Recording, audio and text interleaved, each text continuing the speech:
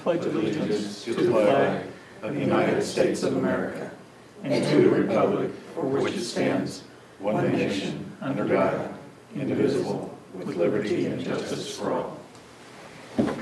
Good. So what's the occasion tonight with the attendance? They lost the bet. Lost a bet? I like that, Claudia. Who won the bet? Everybody should raise their hand. Okay. All righty. So, any issues with the agenda and the consent agenda? I move that we approve both. Second. Any discussion or questions? All in favor? Aye. Very good. Danielle, anybody wish to speak in the audience? Nope. All righty. So Miss Abbott and... You got it. Oh, me? Or Did you want to speak, ma'am? Yes. Okay. I apologize. Your turn.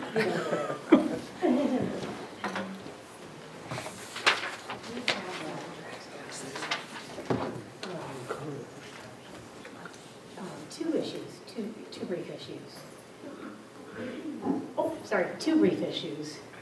The first one is, I applaud the district, 453 in conjunction with 469, for leaning forward and offering online classes, as was discussed in the October meeting of the school board for the gifted population. I wasn't here in November. I don't know if that was readdressed or if there is further information on that. I recall it from the October board meeting. I met with Ms. Schroeder, who was very helpful, in November as a parent, requesting details of how this opportunity for our gifted population will be implemented. And she told me that the district needed to install a server and to train those who will facilitate and to serve as subject matter experts for those classes. I would like to know where we are in this process and how soon will eligible students be able to enroll in these online classes? Will the students be able to access the online classes from home? Can students enroll in courses over the summer? And how will parents of eligible students be informed of this implementation and what is available? During the academic year, will the students have a specific classroom that they go to, or will it be much like an exploratory? And that's all I have on that topic. The other topic, just briefly, is as we approach the first semester final exams, I wanted to touch base and see what kind of methodology will be used to determine if it was a success for the finals exemption, and also keeping watch over the possibility that the just earning a C average may be raised to something higher. And thank you. Okay, thank you.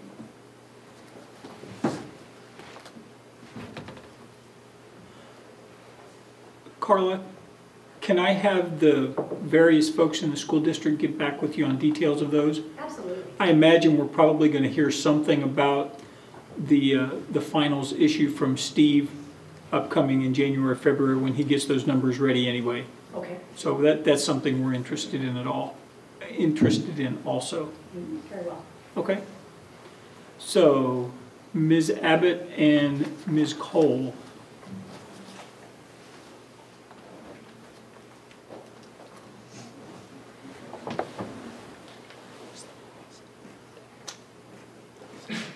As you may be aware of, we have passed a bond issue here in this district, and the high school teachers, as excited as they were, began to look at ways to say thank you to the community and acknowledge the appreciation for the direction and the guidance that the board's shown us.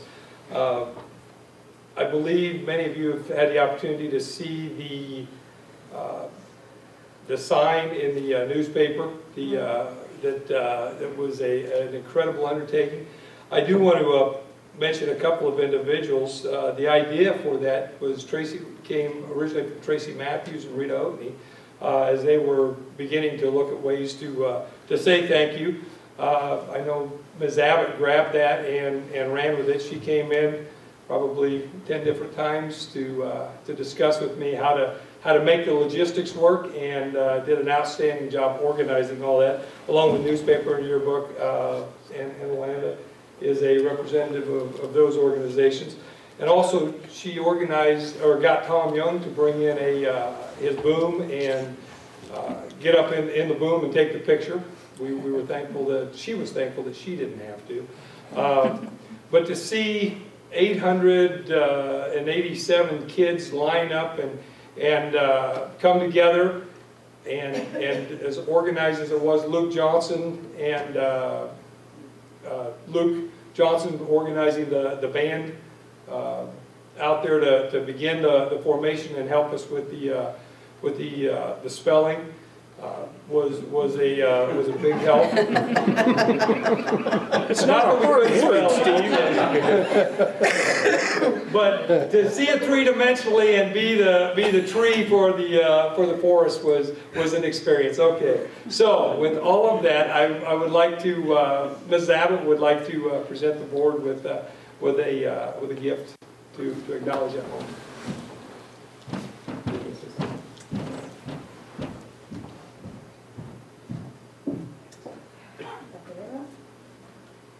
On behalf of the Intro to Journalism staff, the newspaper and yearbook staff, we would like to present you our final product.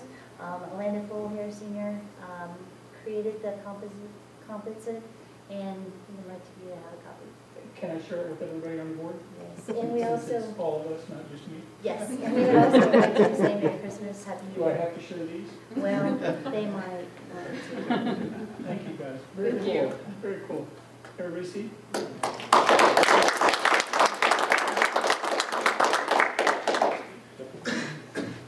want to pass them down.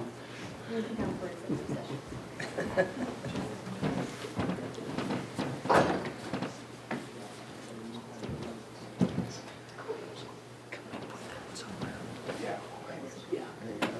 Yeah.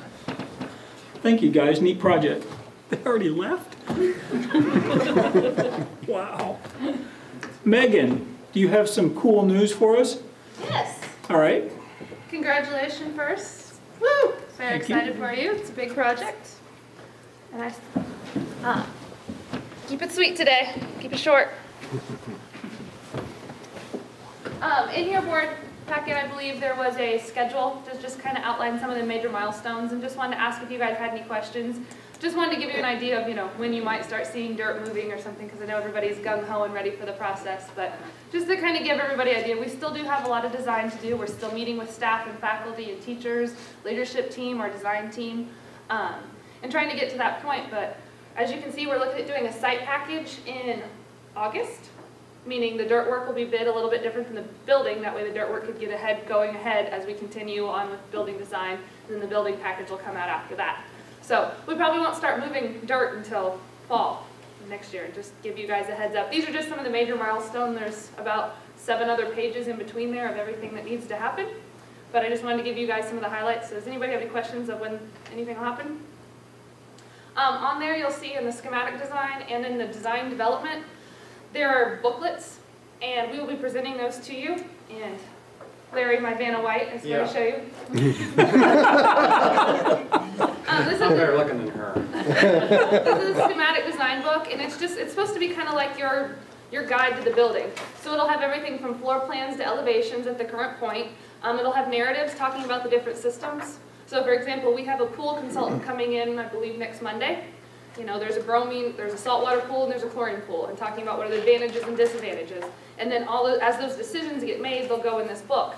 We'll have somebody come in and talk about HVAC systems, because there's about 14 million different kinds, and we need to talk about what's best for Lansing as far as maintenance, cost, and grease. Ease of operation. Yeah, ease of operation. So all those different kind of decisions will be documented in this book. So we probably won't see, mechanical drawings down to the nuts and bolts in February when we present this to you, but it'll be kind of a Narrative.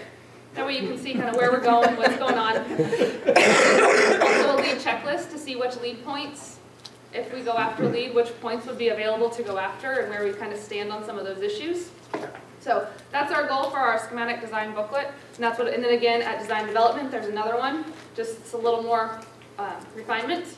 Schematic design just means we're going to stop moving pieces from sides of the page. We'll have a design, our floor plan will be kind of set, we may move walls inches and feet, but we're not going to say, relocate this whole chunk. So by the end of schematic design, we'd really like to have a floor plan that's set, doors may flip, things may move a little bit, but for the most part, the concept and the idea, everything should be set. And we'll continue on. Design development is really saying, okay, how does the mechanical system tie into that? How does all that design? Do we have enough space for everything up in the ceiling? All those details will start what happens in design development. So, just to note, this slide shows, it's something we showed you back in April when we talked about this whole issue. And it shows a new high school project usually takes about 36 months. Design is about 1/3 of that. Construction is the other 2/3. And I just want to show you that we have a long ways to go. Just hopefully we can get there together. So the design part of this, we had programming, which we've already done, but we're currently checking it with, make sure as we jump forward with $73 million, we know where that's going. We want to do our double check, make sure we're in the right direction.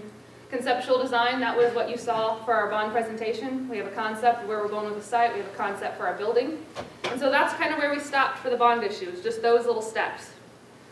And right now we're moving forward with schematic design. That should be done by the beginning of February. And I think design development is in May. And then construction documents for 4 months. So that's kind of our process and where we're going, just to let you know. I mean, can't start moving dirt tomorrow, sorry. I wish we could say that, but we still have a lot of design and a lot of great things to come. As we go through this is kind of just how we see it. There's different process, and we're in the 3rd step over. It's called designing the map, and that's what schematic design is. It's kind of testing that plan. We say, okay, does this work? We'll sit down with Mr. Dyke and say, okay, from a security issue, from an after-hours use, does this plan that everybody's come up with work? So we test the plan and make sure everything works. And that's what schematic design is. As we go through this process, we kind of have 3 levels of teams that we're meeting with. We have the leadership team. We have a standing meeting with Randy at 10 o'clock on Tuesday mornings to discuss any item to the table, whether it be city issues, but we're trying to stay up here big picture. And so that's meeting with Dr. Bagby, with Mr. Wessel, Mike Williams with the grounds, and bringing in kind of the special people that need to come into some of those meetings. We're also meeting, you guys are our checks and balances.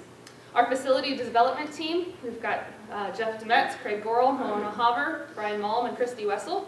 And they're kind of our big picture design as far as our school building goes. And then, of course, we will meet with the high school staff and their independent disciplines. So our facility design team is just kind of saying some of those big overarching concepts, talking about the philosophy for the whole building, and then we'll go meet with the science teacher to talk about where every little nook and cranny in the science room goes eventually. But we've kind of got 3 tiers of decision making, and that's kind of how it breaks down. We're currently continuing to work with the city, because right now our property is in the county, so working on how voluntary annexation works and what are the pros, cons, and how does the bartering work so we can both get the best of both worlds. So, anything else you'd like to add, Larry?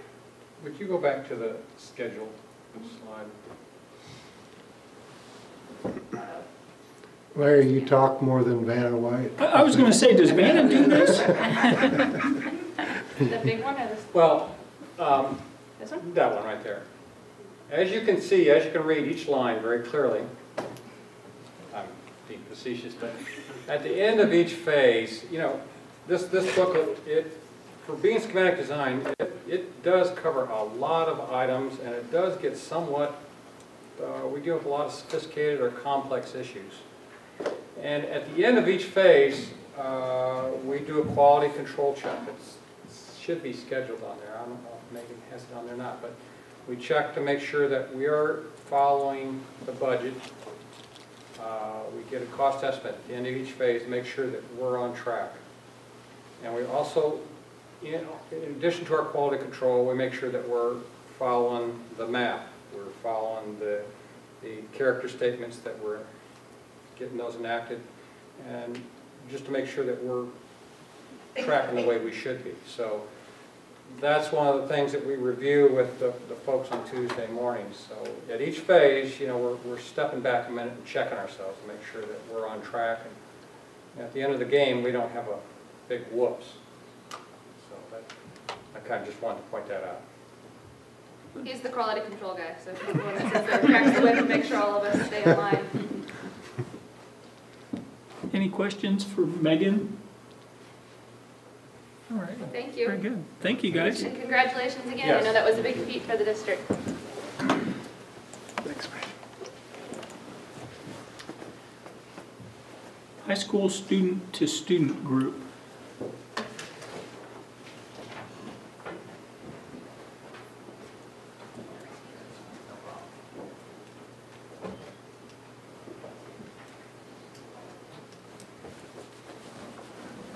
Back in October, we had a chance to send two students, Scott Haddock and Lily Rader, along with Mr. Cacker and Ms. Green, to San Antonio to work with a transition program with the military students as they move in and out of our community, and to help make that work a little smoother. Also with us tonight is Jessica Brushwood, who is the school liaison officer up on post, so that they will be telling you about that program tonight.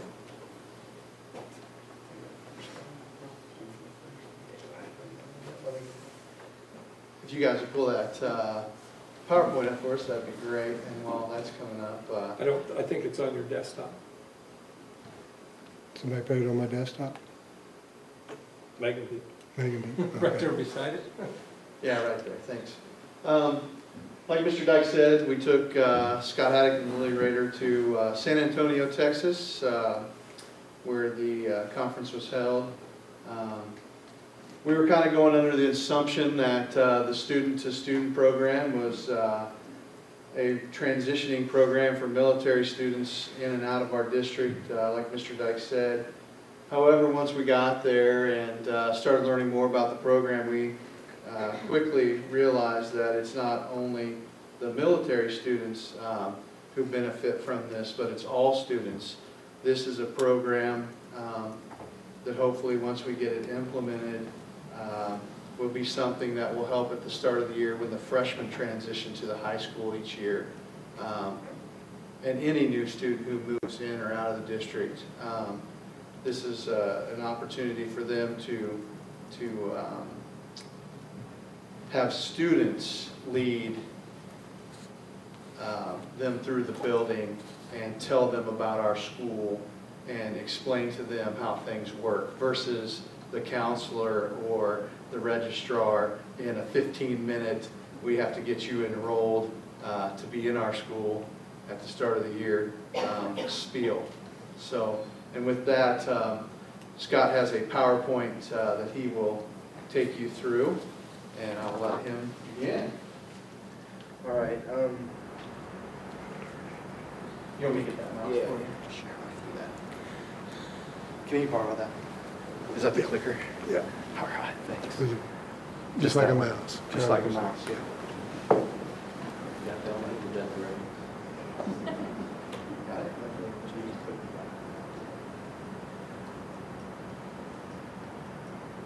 Well, when we got there, we went to ES2S in the morning, and we started talking about how kids come in and they transition from their old school to Lansing, and that the old school is always going to be better than Lansing High School. So they're always going to think that their old school is going to be better. And we are here to help them transform or transition into finding out that Lansing is not a bad place and that it will be good for them. And this goes along with guidance in unfamiliar surroundings. This would help them find a way, so places to hang out like Sonic or IHOP after a game, or go to Legends and watch a movie. Also, acceptance and peer relationships. We would find them like a buddy to help, a lunch buddy to help them get through the day, or go to classes that are tough for them like chemistry or geometry. And quick relevant information. I know that new students, we actually recently had a new student, and the teachers kind of bombed a lot of information on him, So we would kind of give them quick, relevant information that would help them get through the day a lot quicker and not kind of have them be overwhelmed.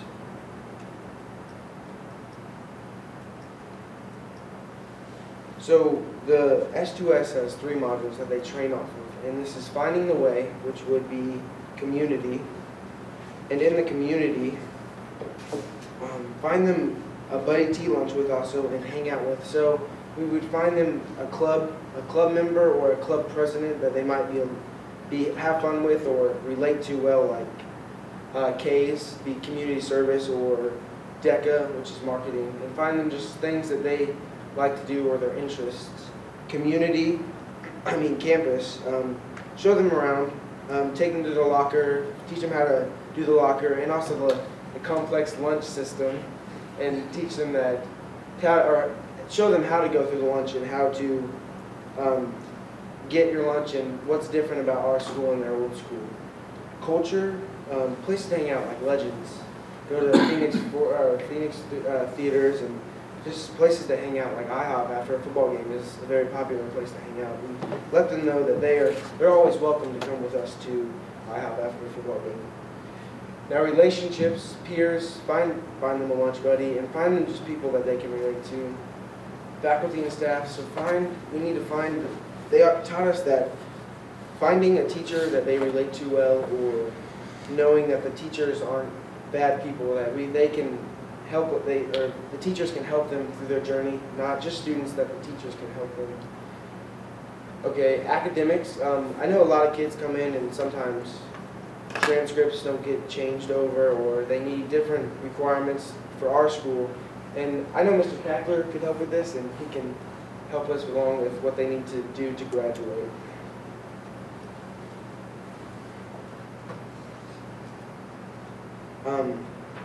As an S2S team, we need to identify students transitioning in and out, not only new students, but freshmen also. At the beginning of the year, we have the freshman orientation, and we could maybe turn this day into like S2S Day or Club Day, and have all the clubs have a table and say, sign up and help us, join the club and help us grow. We could also, I know that day, I was a new freshman one time, and it's more, the teachers give you a lot of information. I think it'd be fun to maybe have scavenger hunts to help them not be so bored during the day, or give them things to do during the day instead of sitting there just listening to information that they need to know. Conduct training using the 3 modules. Marketing and advertising program. 6th hour, there's announcements. Tell them about S2S and how to join. Additional students. We have come up with the idea of having a main representative or a president of each class, so we have them get a better relationship. So you don't really want a senior student to help along a freshman student. You really would want a freshman student to help a freshman student so they relate better. And then we also have 100% acceptance. No one is going to be turned down with S2S.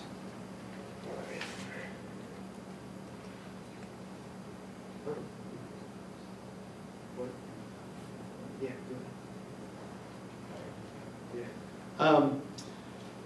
how we help transitioning students. The way this works a little bit is the members of S2S from our school would meet monthly or bi-weekly, and we would obviously discuss how we want to do things, when new kids are coming in, how we're going to help with the start of school, like Scott was saying. Instead of them bounce from 7 different teachers and they're getting the same rules 7 times, or we have a kind of a tour that they just take them through the building real quick. We might have like more of a scavenger hunt in groups with student-to-student students leading those groups and moving the kids throughout the building. But the way this helps the transitioning students is, 1, it meets their critical needs. They're coming in, they're brand new, they don't know anyone, and we have them fill out a questionnaire kind of thing, what's your favorite food, what's your favorite movie, things like that, and we find somebody within our group that can, that have similar answers, and we get them to be the lunch buddy. We get them to make sure they meet them before or after school. Help them get that information that they need like that. One of the worst things that happens to a new kid on the first day is they walk in after they've met one day with us, and we get them enrolled. The next day they show up and they have clothes on that don't meet the dress code. And Mr. Dyke doesn't know they're a new kid, or Mr. Barbo doesn't know they're a new kid. And they're like, hey, come here a minute. And the kid's like, oh my gosh, I'm already in trouble. So by meeting them at the front door and having somebody to take them through, and if they don't have the pants on, we can tell them that or whatever. And we usually tell them that anyway, but we give them so much information when we enroll them, I'm sure they don't remember any of that. Next, we will immediately establish a peer relationship by having a student show them the building, talk about lunch and how it works, sit at lunch, those things.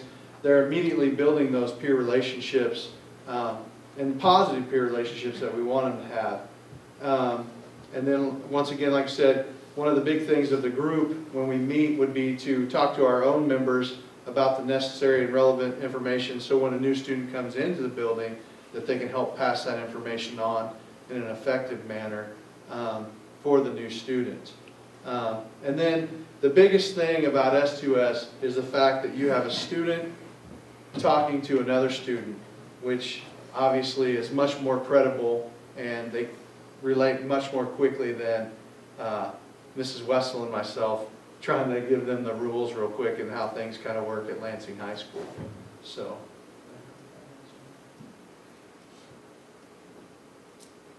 Ooh, back one. Right up there, previous.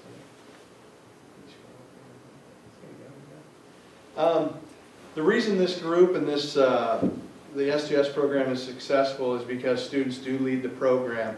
It's their ideas that are used, and they are the ones in charge. We will have adult supervision. Obviously, I will try to stay on as one of the supervisors. Our next step after meeting with you guys, if we have approval to move on with this, is to discuss this with the faculty and see if there are faculty members that would also like to help out with that. And then we have some training to help meet the students' needs, and that training is what helps this program be successful. Scott and I learned quickly, we were all new. There were, how many schools did we have there? About 8 schools, I think it was, at San Antonio. And we walked in, and we were a little bit different looking than the rest of the group. I think Lansing tended to be a little bit more well off than the other schools that were there, and so it was kind of interesting. We kind of looked around for a little bit, and everybody was kind of quiet in their own groups, and like that, they had us in other groups. We were, some of us were dancing quite a bit and singing during breaks, and we learned some different chants from school. We got them the Lion chant. And so we learned very quickly how this training meets the students' needs and gets them involved very effectively and very quickly in this program. So who benefits from the S2S program? Obviously the transitioning students do. And our freshmen, the more that the S2S program can get involved in that first day for freshmen, and the more that we can help change those logistics of the way it works now, I think it will benefit our freshmen even more so than the first day does now. But it also helps their families. It takes some of that pressure off mom and dad, because a lot of our students are military when they move in the middle of the year, and dad might show up on Saturday and he's supposed to report on Monday to whatever he's doing, and so he can't be at the school. And mom's got, there might be 3 or 4 children, so she's got to try to work with all of them. And then the high school kids always just kind of get dropped off and go take care of it, good luck. So I think it takes a lot of pressure off the families. Also, by the high school student getting those good peer relationships quickly in the school, I think that takes a lot of stress off the family, and the kid's happier and things are going better, and it's not a train wreck when they show up right there at the start trying to transition. Obviously, our S2S student trainers, I think, will benefit quite a bit from this program. And it was very neat to see some of the footage from other schools that went back and implemented this, because they had students that came in as military students moving in, and they went through the program as a transfer student, and then they were also working then as a student trainer after their first year or two at the school. We truly believe that the school campus and the district itself will benefit greatly from this program. And then it also helps with the community and military installations, with us working with Jessica and passing information back and forth. She lets us know we got kids coming or they're leaving on these dates, and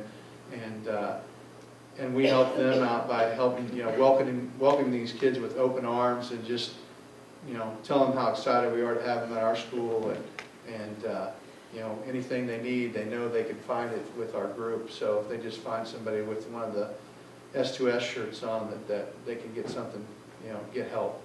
So. All right.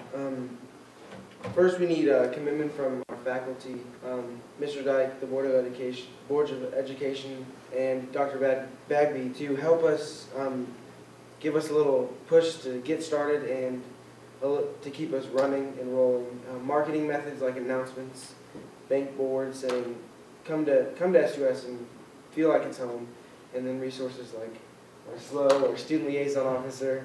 And then the JROTC program, I know co-exists with Leavenworth, so kind of get them involved and have them help our new military students. And then scheduling facilities for training. I know the high school really doesn't have any facilities right now or extra rooms for training, but we could also use Miss Green's room because she's a leadership student, or teacher, and I'm a leadership student, so that would probably be a good place for training and facilities to facilitate the needs of S2S. And we already have commitment from Mr. Dyke, so our next step was here. And then if you guys are good with us moving forward, our next step from there will be the faculty and getting them to approve our new group, I guess we call it. Club, yes. Maybe the board could hear from Jessica a little bit from Savannah, Georgia. I'm originally from Savannah, Georgia. Yes, I've been here the last 5.5, 6 years, and I really, really like Lansing. So my kids are out in Lansing, and the schools are awesome. But I just wanted to mention that MSEC is the organization that came up with this program, that hosted the training. MSEC is the Military Child Education Coalition, and their whole goal is to support the transitioning military child. And they have done a lot of studies on military children, and one of the things that they say is that there's a fragile first 2 weeks when a child transitions, and it becomes more difficult as children age. Obviously, middle school, high school, it's a very social age. That's very important to these kids. So it becomes very important for them to make connections quickly within the first 2 weeks. And maybe the students that they get paired with won't become their best friend, but as they mentioned, having someone to sit with at lunch is a big deal. I mean, even I as an adult, I don't like to go somewhere and sit by myself at lunch. So you can imagine there's increased stress and anxiety as they move, and the culture of the school is different everywhere you go. So these are things that, can cause stress and anxiety. And if they don't make those connections quickly, obviously this can, they can have an increased risk of depression. That's what the study that MSEC has conducted says. And with that, obviously, they're going to have academic troubles if that were to occur. So that's why this program is very important. So, and Leavenworth High School does have a student ambassador program. They don't call it S2S, but it's very similar. So it's a great program. Do you have any questions for me? Anybody have questions? Scott, I have to commend you. Talking in front of 20 adults as a sophomore, sophomore is tough. Next time I would have Mr. Cackler practice his part. How do students get selected to be trainers? Yeah, students, so we have like a questionnaire to find, or not a questionnaire, but a resume or a application, that's the word I'm looking for, anyone can sign up, or we really don't want to have like, what, 30 student trainers and only 20 S2S students, so we kind of limit it to the number and based on their application to get into S2S as a trainer. So how many students do you anticipate every year? I mean, do we have good metrics on that you know you're only going to need 20? No, we don't know yet. We haven't really presented it to students or anyone because we haven't really got it. We're putting together a plan right now to present it to students and present it to possible trainers. Okay. We're thinking around 20 student trainers to start with.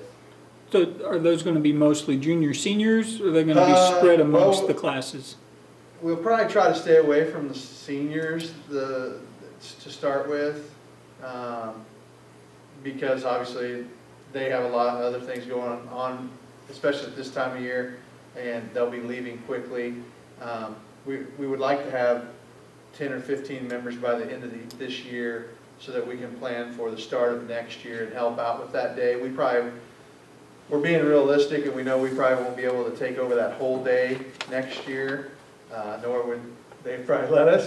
But we would like to slowly transition, help out next year, the year after, maybe have part of the day where the S2S runs the whole, whatever our part is, and kind of work from there. But that's kind of where we were going. So we had some time at the training to come up with a plan, and we have some help on several different things that they gave us once we get through these steps. But we're thinking around 20 by an application process. Obviously, you always get, at high school, you get a lot of kids that'll apply, and they have so many other things going on that they can never really help out. And we want to try to get kids from all types of groups in our school, not just all leadership kids, or all, K's members or all that. So we're trying to diversify that so that we have a student kind of that fits in every kind of role. So when we have a new student come in, we can find somebody who fits best with them and to help them out.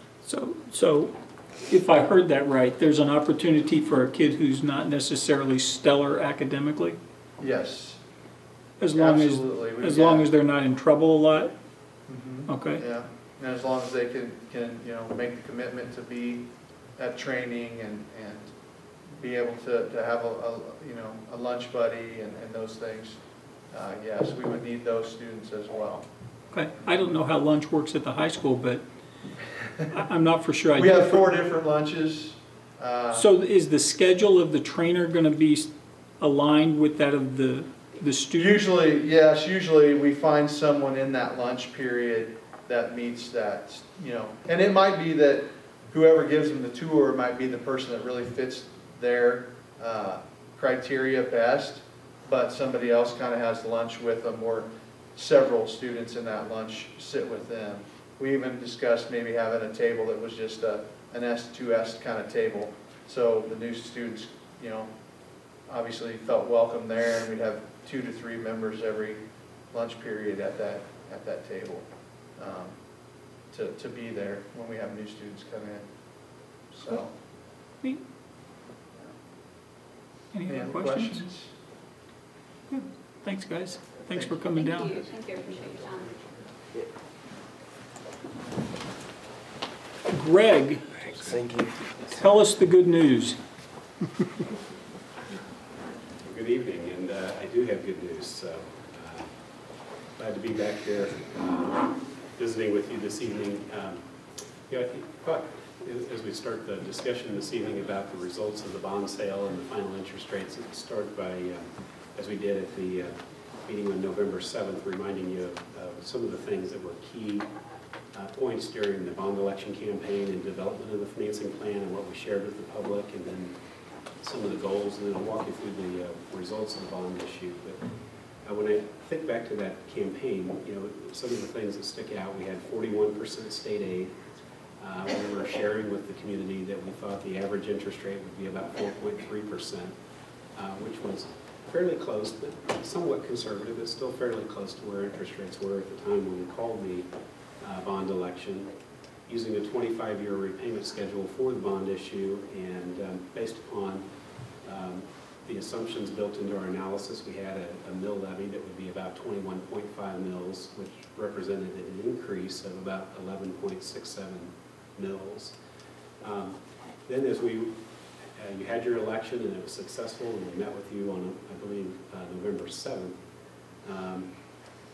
we were watching interest rates that were improving and had pushed to a record low.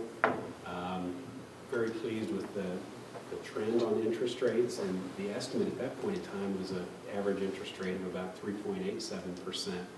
So noticeably lower than the 4.3% we used during the campaign, and we were glad that it was moving in the right direction. And I think at that meeting on November 7th, we also identified some of the key goals of the financing plan, at least from our perspective, that we wanted to make sure we were able to lock in.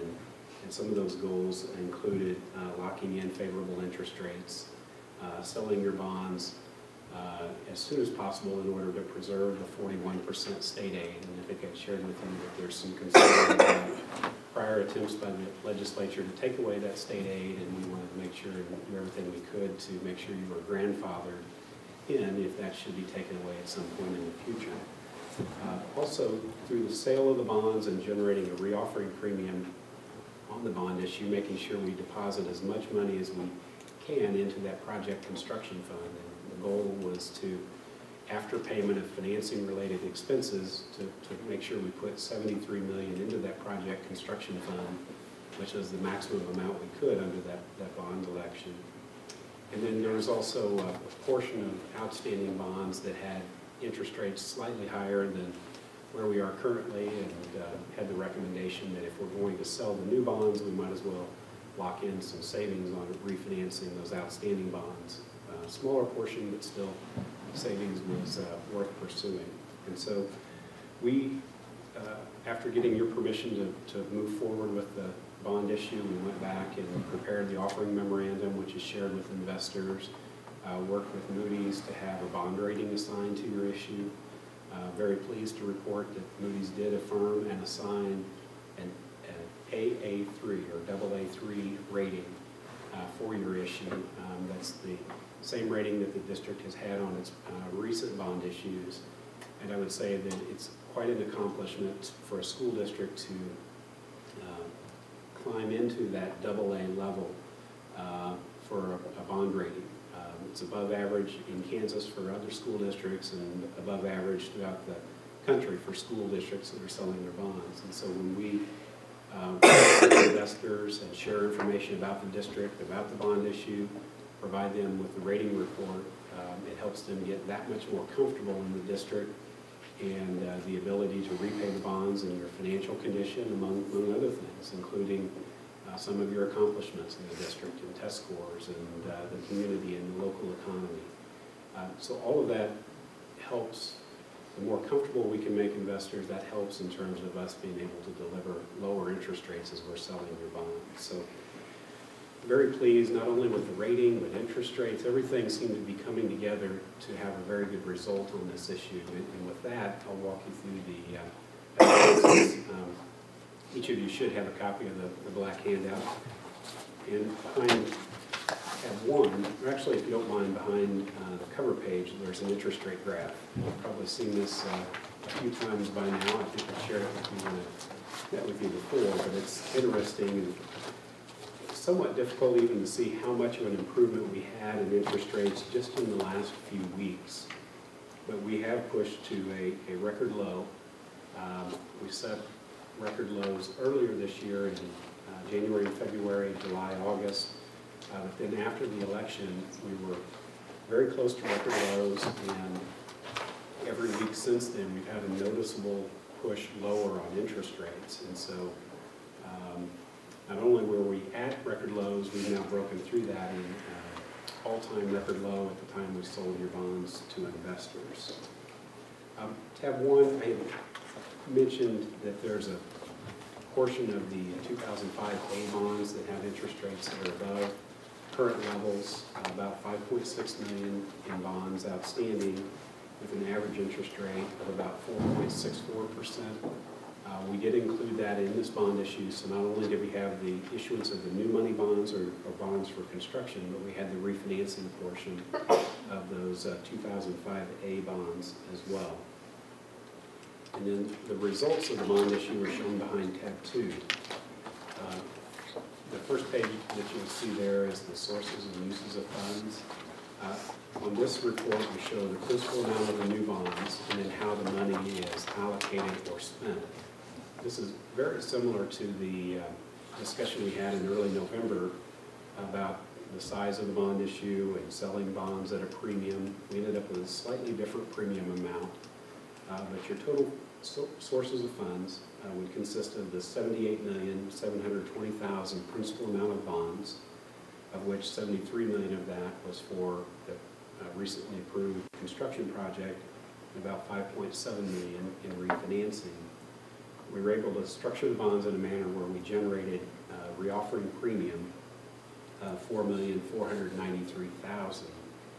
And so then when you look at the bottom portion of that report in terms of uses of funds, you'll notice that we were able to maximize the amount of money available for construction. We have a full $73 million going into the project fund. And that is actually more than we had anticipated going into the bond election campaign. We weren't sure if we'd be able to generate that premium. And so the construction budget would have ended up with slightly less because out of the $73 million, the financing cost would have been paid. Here instead, now that we've had favorable interest rates and the reoffering premium, not only does the reoffering premium cover the cost of issuance or cost related to the financing, but it also maximizes the amount going into the project construction fund of $73 million.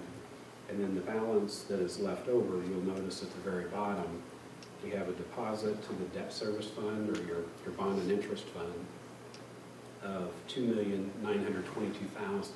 And from our perspective, and I'll walk you through the mill levy analysis here in a second, but from our perspective, that's a very important number because that money will go into the bond and interest fund. It will be held there and help you manage the mill levy either through being in a position to lower the mill levy over the life of the bond issue if some of the assumptions come true in our analysis, or if there is a surprise to the district in regards to a loss of a major taxpayer or a downturn in the assessed valuation, having that fund balance or the $2.9 million that's deposited initially into that bond and interest fund will help you hold the mill levy at or below what was projected to the voters during the campaign. So pleased to see that we accomplished several of those goals that I had mentioned in terms of maximizing the construction fund and also putting you in a position where you would be able to set the mill levy at or below what was represented during that bond election campaign. The following pages give you some detail as to the repayment schedule for the bond issue. Probably the page that's most important to share with you, which is shown on the screen, is the pricing report.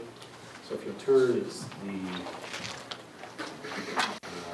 fourth page back behind tab 2 with the fourth page that has numbers titled Bond Pricing.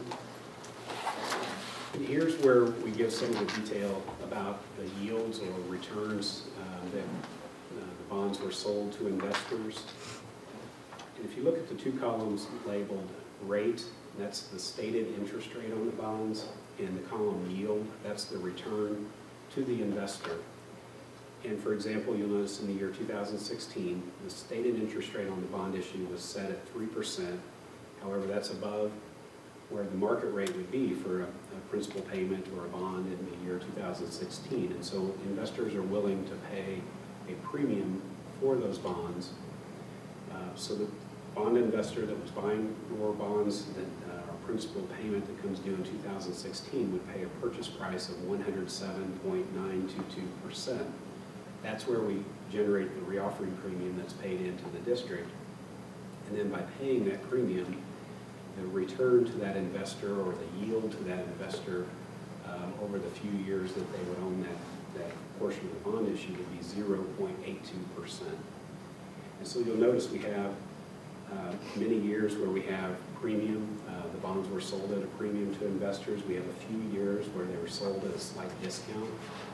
And our goal in working with our trading desk is to determine, based upon bond investor preferences, what approach will result in the lowest yield for the district or the lowest interest rate, because that's really our goal in helping you with the bond issue, is achieve a structure on the bond issue that gets the lowest borrowing cost for you. And so the net effect, again, of those years where we have many years at a premium, a few years at a discount, is that we end up with that total premium paid into the district of about $4.4 million. But also a combination of those stated interest rates and reoffering yields, we end up with an average borrowing cost on the final results of this bond issue of 3.38%. So this is a situation where I'm very glad to be wrong with our early estimate of 4.3%.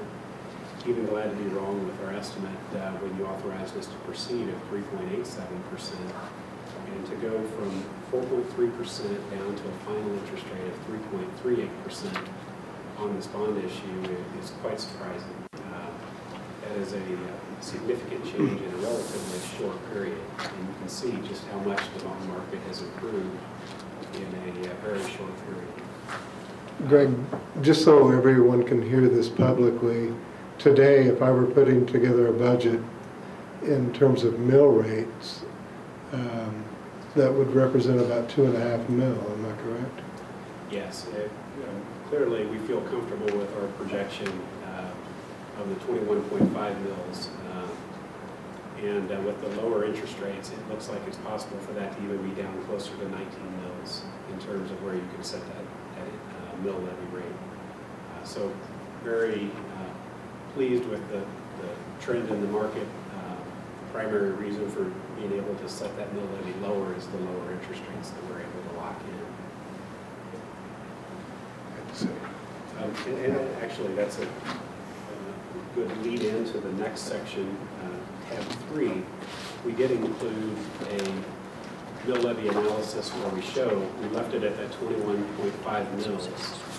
But we did show that with that initial starting balance, the $2.9 million going immediately into your bond and interest fund, and then that fund balance, we've set up your repayment schedule to where the fund balance is projected to grow every year throughout the life of the bond issue. So we don't have a lean year in terms of that fund balance. We're not needing to build it up today because you need to draw it down 5 years from now. You'll notice it just grows pretty much throughout the life of the issue, and obviously it gets to be a large fund balance to the point where you wouldn't need to levy the full 21.5 mils. You should be able to set that at a lower mill levy rate. So that is a quick update of the numbers and what we have locked in for you. We did complete the sale of the bonds early last week, given the strength in the bond market and a favorable interest rate environment. We wanted to make sure we didn't miss that opportunity.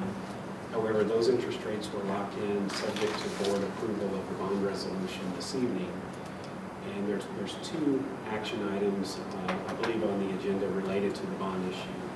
The first one is adoption, for the board to consider adoption of the bond resolution, which is the legal document prepared by your bond attorney, Gilmore & Bell, that locks in the interest rates that are shown here, the principal amounts of the bond issue, and all of the details of the bond issue. And then the second resolution that we recommend that you consider adoption is related to adopting a tax and securities compliance policy or procedure. The IRS in recent years has been sending out questionnaires, asking if issuers, cities, counties, and school districts have policies and procedures in place to address certain items related to tax-exempt municipal bonds.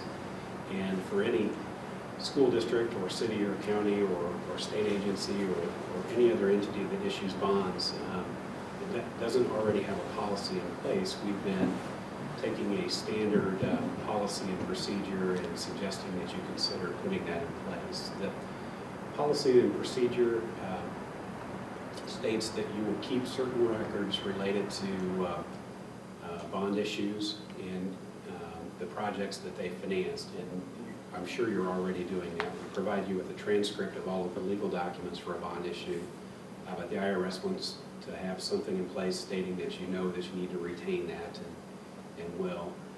And then there's also a new requirement in the bond industry related to continuing disclosure, where the district agrees to provide certain financial information such as the audit to a national repository each year.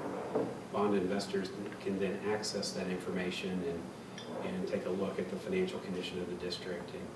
And we have it set up and would recommend that Gilmore and Bell assist the district with those filings. And then the last component of that policy and procedure is something that is very rare for a school district to run across.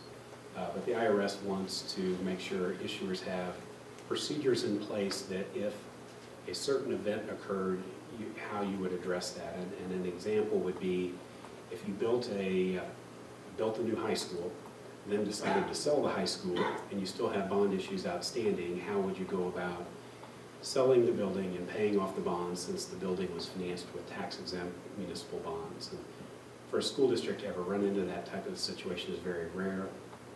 But the policy basically says that you would contact either our firm or Gilmore & Bell to help you go through what steps would be required if you ever ran across that situation. So again, those are the two action items that are presented this evening, and I'd be happy to answer any questions you have. Any questions for Greg? I just have one. How much money did the district save by refinancing the 2005 bonds? I failed to mention that because I quickly jumped to the mill levy analysis, but the original estimate on the savings in early November was $194,958, and with the lower interest rates, the savings ended up being $285,307. So again, by adding that refinancing to the bond issue you were already planning to do, you were able to lock in some additional savings for the taxpayers. That money, though, Greg, can't go into our construction fund, correct? No, it becomes a savings inside of the bonded interest fund, and so we can't transfer that savings out and use it for construction. But it does lower your bond payments, which helps in terms of setting the mill levy and passing the cost on to the taxpayer. Obviously, if we lower the interest expense, that's better for the community. So. Good. Any other questions for Greg? Thank you. Thank you Great very job. much. We appreciate the chance. Great job. Tim, if you need details for the newspaper, Dr. Bagby can get you all of the wonderful numbers. Okay? Okay. Need both resolutions. Okay. Anybody like to make the first one? You wrote it down, didn't you? I move that we adopt the board resolution authorizing what Greg wanted us to authorize. Second. Any questions on that vague motion? I would suggest Do you need more details than that? That you amend the motion to maybe include as presented. As presented. Re-second? Re-second. Okay. All in favor? Aye. All opposed? Okay, I move that we include the tax and securities compliance procedures and policies to our paperwork as presented. Second. Any discussion or questions? All in favor? Aye. All opposed? Very good. Great, thank you. Is that all you need, Thanks, Greg? Greg. Any questions from the board regarding the maintenance technology for transportation reports? Just real quickly, the transportation report is something we're planning to provide to you at least once or twice per year. Give you an idea of the routes, how many buses are running, where they're running, how they make decisions. If you go through the document sometime, you'll be amazed at the activities that occur. And it seems like we're a moving company nowadays, and we're just constantly moving kids and folks to events and athletic events and to school and home. And then a quick reminder of the open house this Wednesday. And I gave all of you a handout, and you're all invited, and if you get a chance, stop by. I'll have some things to eat, and some kids will face paint and all those good things. Very good. Thanks, Randy. Any questions about administrative reports or questions to our administrators? Okay. Randy, you want to talk about the high school boiler issue? Well, last week, it was a little frightening. The boiler at the high school broke, which heats the entire building. And it was going to be around $105,000 to fix and replace. I look at that as an emergency, and considering the weather today, and the weatherman was about as accurate as Greg Wallenberg was with our finance. You'll remember this morning it was very, very cold. And so we weren't real sure about what to do with that. The weather was cooperating last week. I've always been under the impression that in an emergency you can do what you need to do to get things done to keep kids safe and those kinds of things, but that's really not the case. The boiler system, unless it's covered by insurance, requires a bidding process. And so what we did is we put the bid together, we gave all the specs that we could, and we hand delivered to 3 different companies.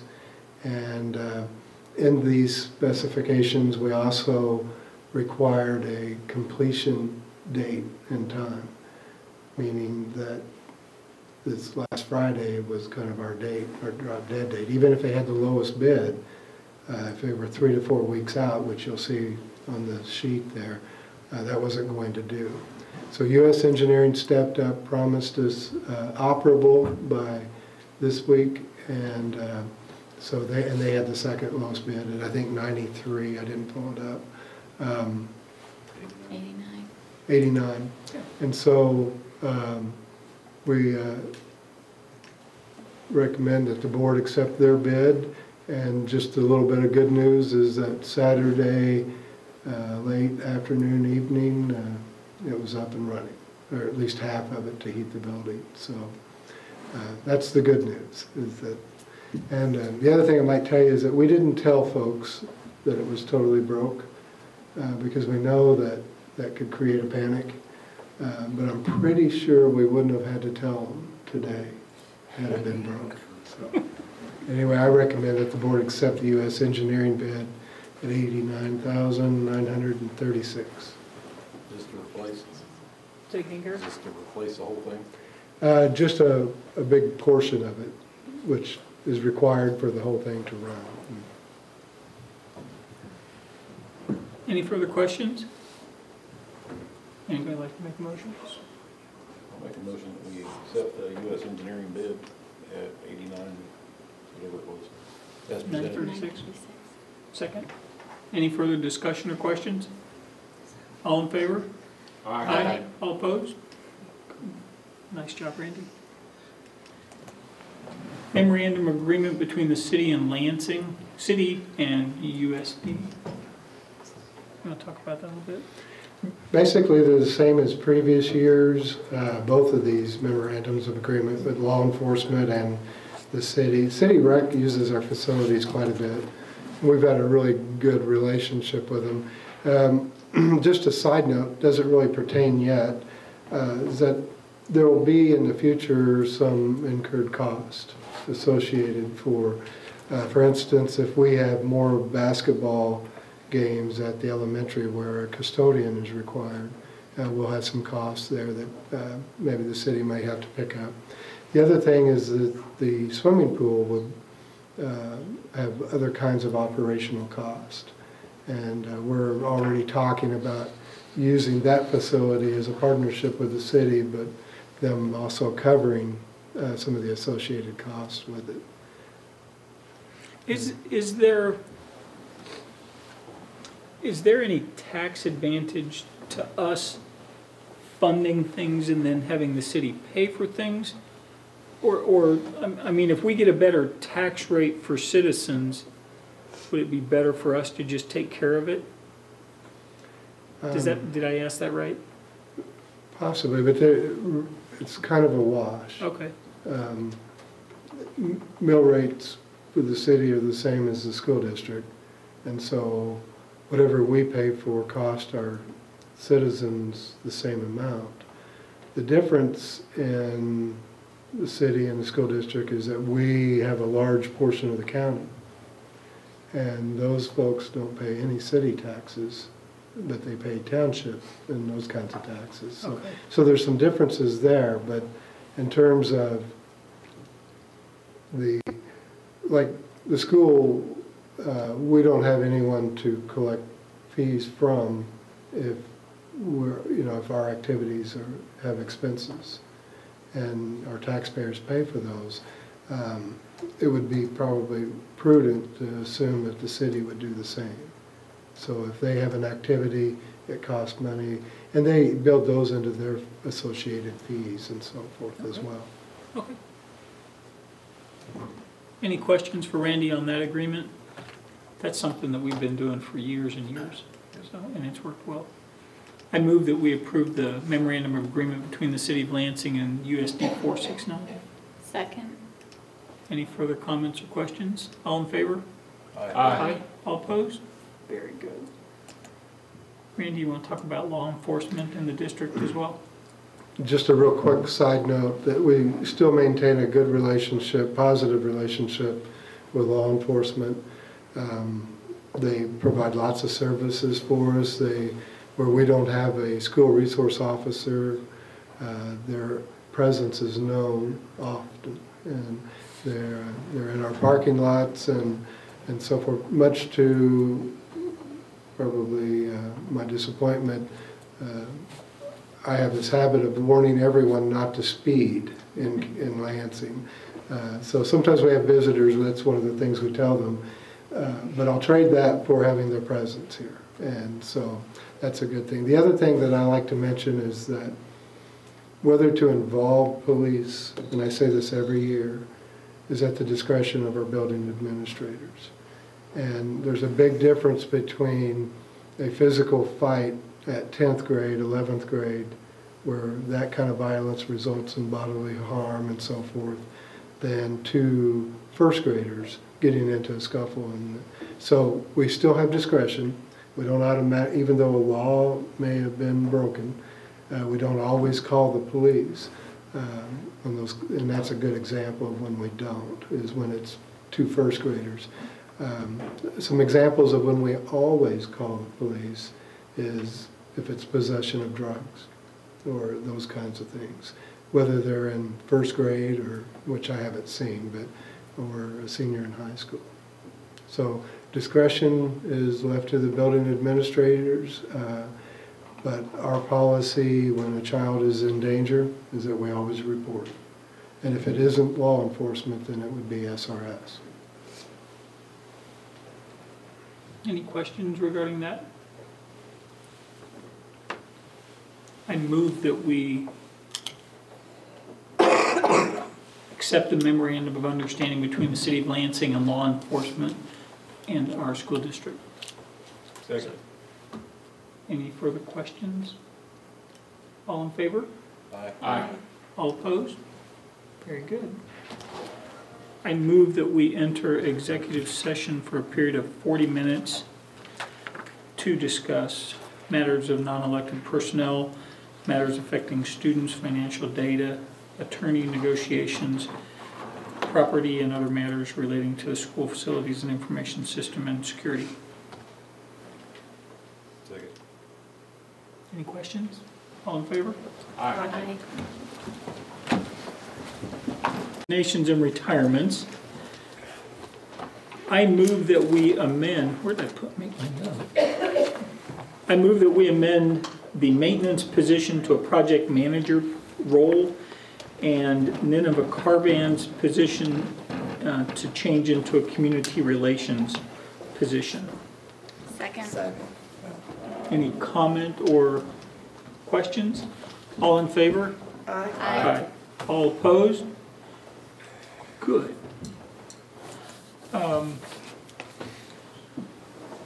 We don't have any supplemental positions we have to prove, right? Out-of-district students, we didn't even get that list. The substitute teacher list, do we have to approve that this month? Yes, as presented. I move that we approve the substitute teacher list as presented. Second. Any questions or comments?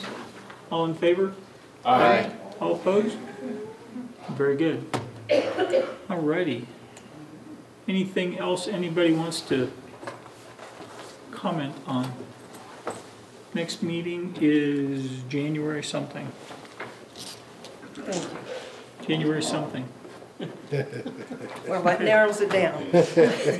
Probably in the first 14 days, I imagine. 14th. The 14th? It really is the 14th? What a guess. I move that we adjourn. All in favor? Aye. All opposed? Very good. Happy New Year, Merry Christmas.